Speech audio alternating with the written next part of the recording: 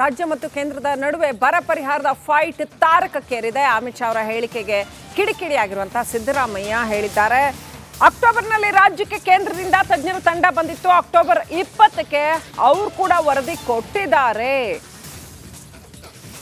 ಅಮಿತ್ ಶಾ ಅವರು ಒಂದು ವೇಳೆ ಅವ್ರು ಹೇಳಿದ್ದು ಸುಳ್ಳಾದ್ರೆ ಅಮಿತ್ ಶಾ ಅವರು ರಾಜೀನಾಮೆ ಕೊಡ್ತಾರಾ ಅಂತ ಸಿಎಂ ಸಿದ್ದರಾಮಯ್ಯ ಸವಾಲ್ ಹಾಕಿದ್ದಾರೆ.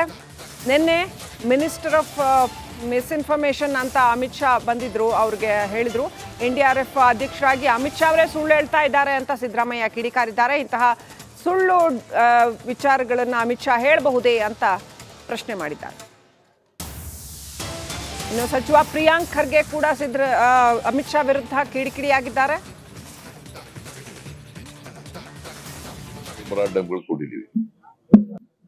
ನಾವು ಅಕ್ಟೋಬರ್ ತಿಂಗಳಲ್ಲೇ 3 ಮೆಮೊರಾಂಡಮ್ಗಳು ಕೊಟ್ಟಿದ್ದೀವಿ. ಅದಾದ್ಮೇಲೆ ಸೆಂಟ್ರಲ್ ಟೀಮ್ ಬಂದಿರೋದು. ಸೆಂಟ್ರಲ್ ಟೀಮ್ ಬಂದು ಇನ್ಸ್ಪೆಕ್ಟ್ ಮಾಡಿ ವರದಿ ಕೊಟ್ಟಿದ್ದಾರೆ.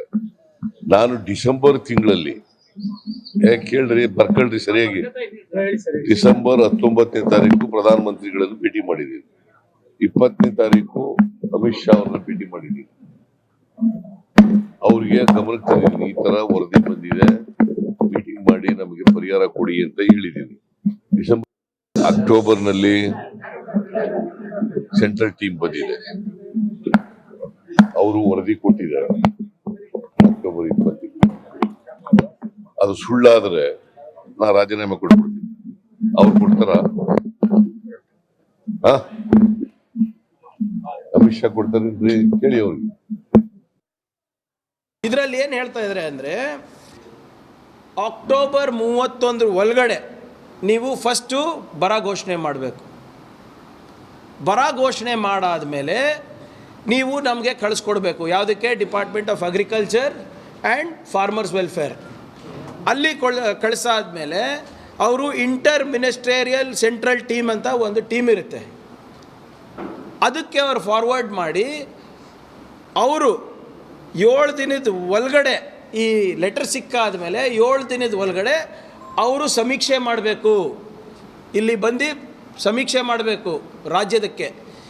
ಅದು ಆದಮೇಲೆ ಆ ಸಮೀಕ್ಷೆ ವರದಿ ಪ್ರಕಾರ 1 ತಿಂಗಳ ಒಳಗಡೆ ಈ IMCT ರಿಪೋರ್ಟ್ ಬಂದ ಮೇಲೆ 1 ತಿಂಗಳ ಒಳಗಡೆ national disaster response fund NDRF fund which comes under honourable Amit Shah ji ಅವರು ಮೀಟಿಂಗ್ ಕೂತ್ಬಿಟ್ಟು, ಹೈ ಲೆವೆಲ್ ಕಮಿಟಿ ಮೀಟಿಂಗ್ ಕೂತ್ಬಿಟ್ಟು ಇಲ್ಲಿ ಡಿಸೈಡ್ ಮಾಡಬೇಕು ಅಂದ್ಬಿಟ್ಟು drought manual which has been reviewed.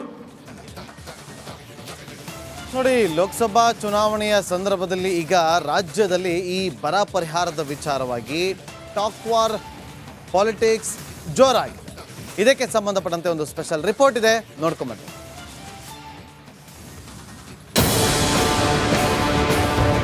ಕರ್ನಾಟಕಕ್ಕೆ ಹಿಂದೆಂದೂ ಕಂಡು ಕೇಳರಿಯದ ಭೀಕರ ಬರಗಾಲ ಬಂದು ಒಕ್ಕರಿಸಿದೆ.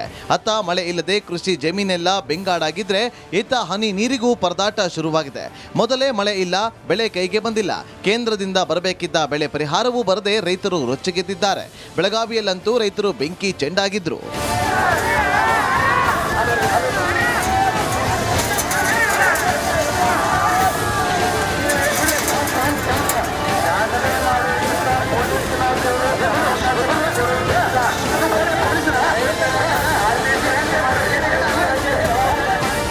ಅತ್ತ ಬ್ಯಾಂಕ್ ಖಾತೆಗೆ ಯಾವಾಗ ಬರ ಪರಿಹಾರ ಹಣ ಬರುತ್ತೆ ಅಂತ ರೈತರು ಕಾದು ಕುಳಿತಿದ್ರೆ, ಇತ್ತ ರಾಜ್ಯದ ಕಾಂಗ್ರೆಸ್ ಮತ್ತು ಕೇಂದ್ರದ ಬಿಜೆಪಿ ಸರ್ಕಾರಗಳ ನಡುವೆ ಬರ ಪರಿಹಾರದ ಬಡಿವಾಟ ಶುರುವಾಗಿದೆ. ಕಾಂಗ್ರೆಸ್ ಬಿಜೆಪಿ ನಡುವೆ ಬರ ಬಡಿದಾಟ. ಪ್ರಮಾಣ ಮಾಡುವಂತೆ ಶಾಗೆ ಪಂಥಾಹ್ವಾನ. ಹೌದು, ಲೋಕಸಭಾ ಚುನಾವಣೆಯ ಅಖಾಡದಲ್ಲಿ ಈಗ ಆಣೆ ಪ್ರಮಾಣದ ಪಾಲಿಟಿಕ್ಸ್ ಶುರುವಾಗಿದೆ.